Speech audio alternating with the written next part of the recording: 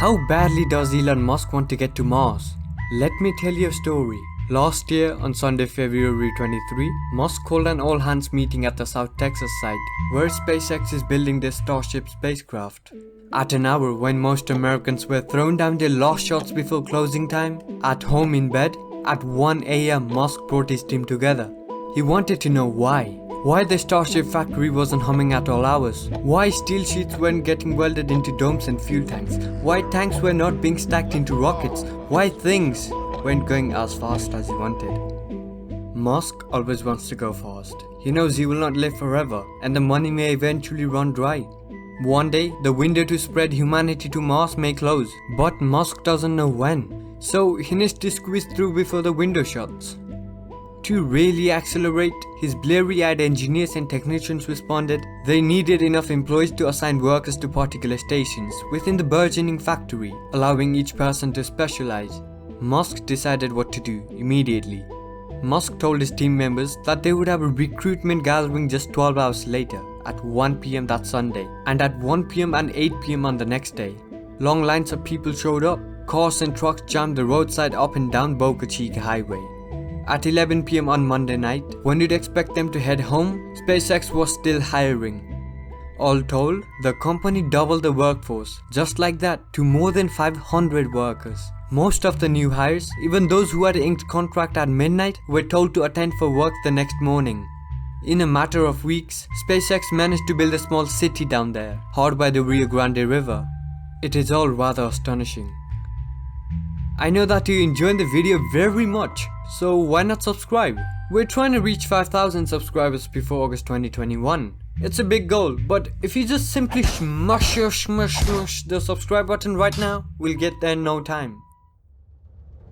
You may have seen the video footage of a Starship prototype known as Serial Number 1 blowing apart during a pressurization test. Engineers had loaded liquid nitrogen into the vehicle's fuel tanks to determine their ability to hold very cold liquids at high pressure. The answer? Not very well. Starship SN1 test was a failure.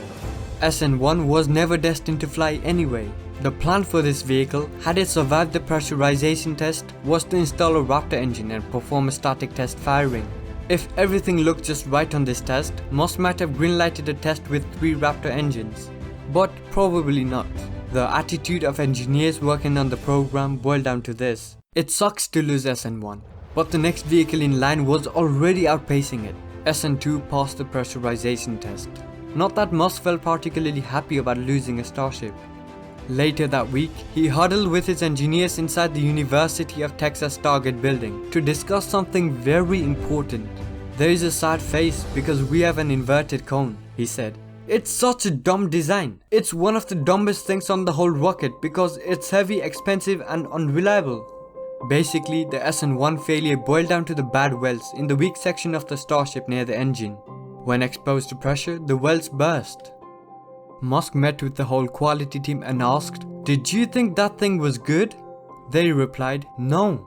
Musk warned them that in the future, they'll have to treat the rocket like it's their baby and must not send it to the test site unless they were sure the baby's going to be okay. He mentioned that if there's any concerns, workers will need to email him directly. There's plenty of forgiveness if you pass me the buck. There is no forgiveness if you don't, he said. What you need to understand about Musk is that he is the chief engineer of SpaceX, and that's not a courtesy title. Musk previously said that at the very beginning of SpaceX, no great engineers would take the job. And what's the point of hiring someone to be a chief engineer who isn't great? So, he became the chief engineer of SpaceX. Almost every technical rocket decision made at SpaceX comes to him eventually, especially the hard ones. During the 2019 Christmas, employees there say he worked all-nighters alongside them to get the dome structure and the welds right for the SN1. Yet, Musk has not been spending so much of his time in Texas just to build a Starship. Rather, he's trying to build a production line for the Starships. He wants to build a lot of them, and fast. Always fast. Production is at least 1000% harder than making one of something, he said. At least 1000% harder. SpaceX engineers and technicians in Boca Chica needed 8 months to build the first Starship prototype, Mk1. By the way, it blew its top too. But the workers in Texas only needed a month to assemble SN1. He said the Mk1 was a failure not because the rocket failed at low pressure, but because we failed to build a production line. To the production team, keep in mind that Musk was still taking care of Tesla stuff, so he couldn't be present in the process. Musk wanted a linear flow through the tents, whereby rocket parts come in one end of the factory and move on from station to station until large chunks of Starship end up in a high bay for stacking into a vehicle. An engineering team will somehow manage to build one unit of something. But if you want to actually make something at reasonable volume, you have to build a machine that makes the machine, which is mathematically going to be vastly more complicated than the machine itself. Things need to be translated into instructions that the average person can understand. You can't have somebody with an engineering master's degree from MIT hand-making every single part. It's not possible. There just aren't enough. A high production rate solves many ills. He said, you can improve the design massively with every iteration.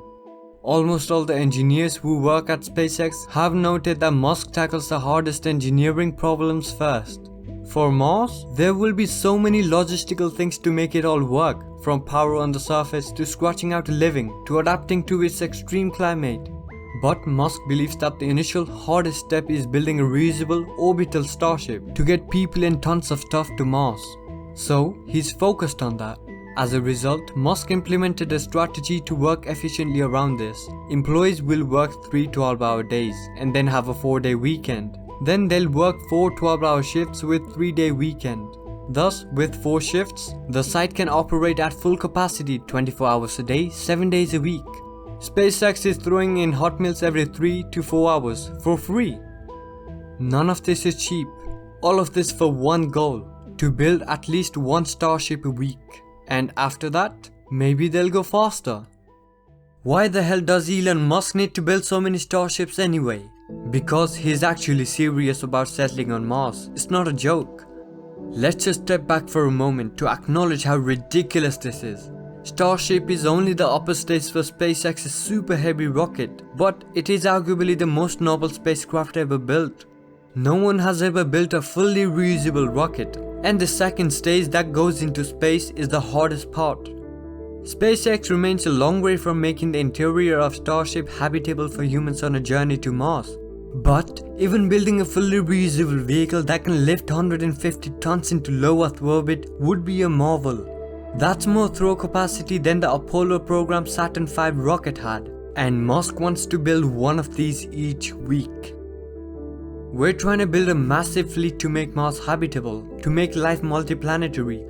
I think we need probably on the order of 1000 ships, and each of those ships would have more payload than the Saturn V and be reusable, Musk said.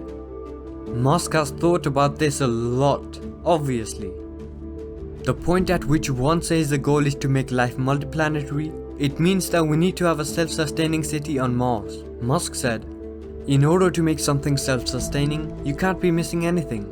It can't be like, well, this thing is self-sustaining except for this one little thing that we don't have. It can't be.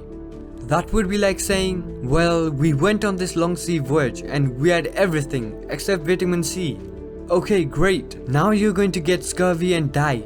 And painfully, by the way. It's going to suck. You're going to die slowly and painfully for the lack of vitamin C. So we've got to make sure we've got the vitamin C there on Mars. The people settling on Mars will need vast quantities of stuff. The settlers will need to build an entire industrial base to mine the red planet, and there are many steps in mining. To make consumer products, it requires a huge infrastructure base to refine and shape materials. I'll probably be long dead before Mars becomes self-sustaining, but I'd like to at least be around to see a bunch of ships land on Mars, Musk said. If you want to grasp an idea of how hard it is to terraform Mars, have a look at this video.